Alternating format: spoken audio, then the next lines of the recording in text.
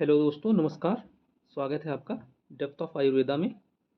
आज की इस वीडियो में हम बीएमएस सेकेंड ईयर में जो डीजी की बुक चलती है, उसमें ज़्यादातर बुक्स में कुछ चीज़ें नहीं दी होती हैं। जो सिलेबस में दिया हुआ है वो जो बुक में नहीं दिया हुआ है, सिलेबस में तो है पर बुक में नहीं है, तो उसके बारे में हम कुछ बात कर रहे हैं। ठीक है, चूँकि ये बुक्स में मिलती नहीं है तो ये हम आपको बना दे रहे हैं और इससे 10 से 15 नंबर का क्वेश्चन आता है।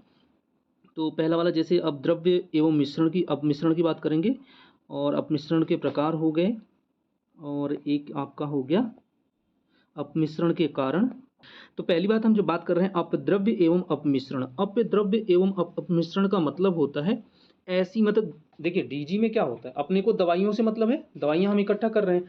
अब चूंकि दवाइयाँ हम कहाँ से इकट्ठा करेंगे, जंगल से इकट्ठा कर सकते हैं, पेड़ पौधे से इकट्ठा कर सकते हैं, जांगम द्रव्य से इकट्ठा कर सकते हैं। तो उसमें हम इकट्ठा करते टाइम गलती बस बिना किसी कारण के, हम चाहते नहीं है कि उसमें कुछ मिक्स हो, फिर भी वो मिक्स हो जाता है गलतीवश।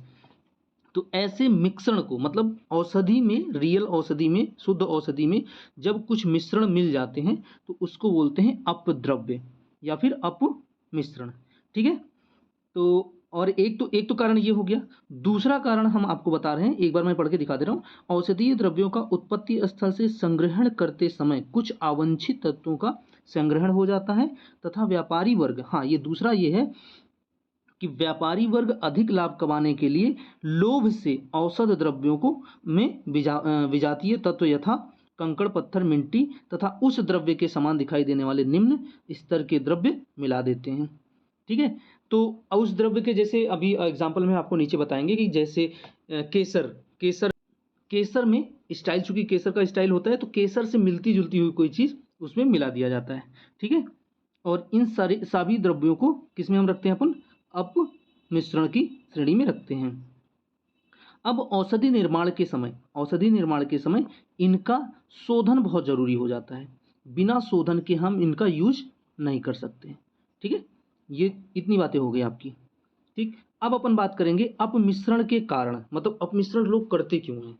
जैसे औषध द्रव्यों की अनुपलब्धता, स्कैरिटी ऑफ द ड्रग। अगर मान लीजिए हम किसी वैद्य के पास गए, किसी डॉक्टर के पास गए या किसी दुकानदार के पास गए, ठीक है, उससे मैंने कोई ऐसा औषध मांगा जिसकी मांग बहुत ज़्यादा है, मतलब वो बहुत कम अमाउंट में प्रेजेंट है लेकिन लोग उसको बहुत ज़्यादा खरीद रहे हैं, तो उस केस में जो दुकानदार होता है या जो मेडिकल स्टोर वाला होता है उसमें ये चीज़ें मिक्स कर देता है।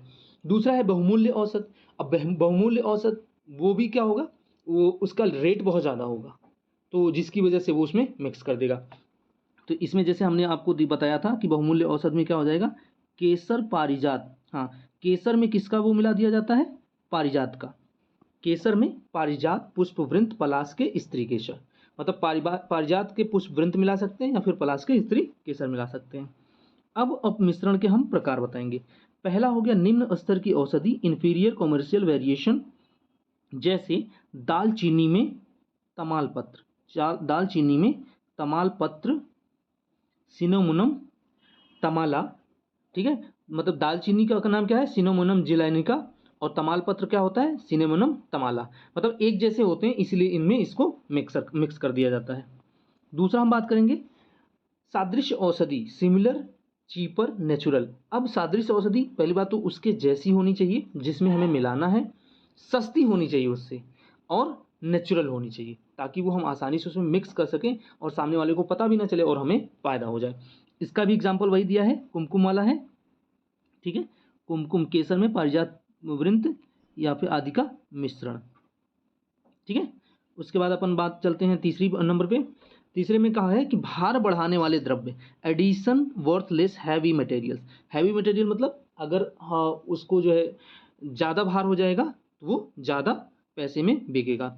एग्जाम्पल में इसका क्या दिया हुआ है, गुग्गुलू भार बढ़ाने के लिए, मतलब गुग्गुलू का भार बढ़ाने के लिए कंकड़ अथवा लकड़ी के टुकड़े डाल दिए जाते हैं। ठीक है, और दूसरा एग्जाम्पल है हींग में यव।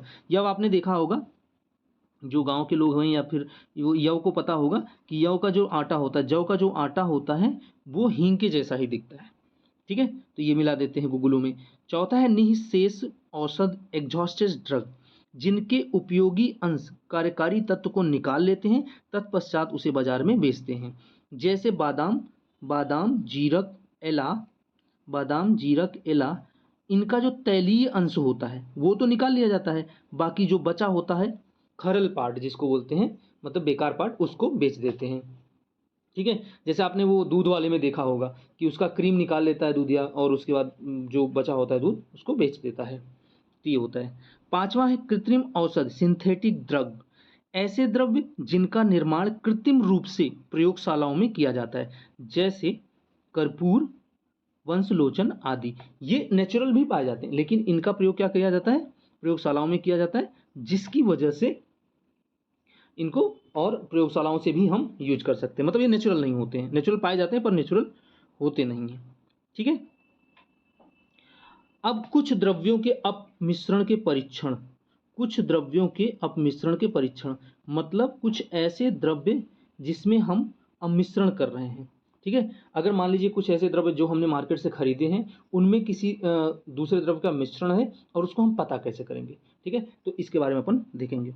पहला है गुगलू। गुगलू में अगर कोई मिक्सर किया गया है तो उसको पता करने के लिए हम क्या करेंगे, गुगलू को गर्म जल में डाल देंगे, तो जल का जो रंग होगा वो दूधिया हो जाता है। अगर जल का रंग दूधिया हो गया तो इसका मतलब क्या है, उसमें कुछ ना कुछ मिक्स है।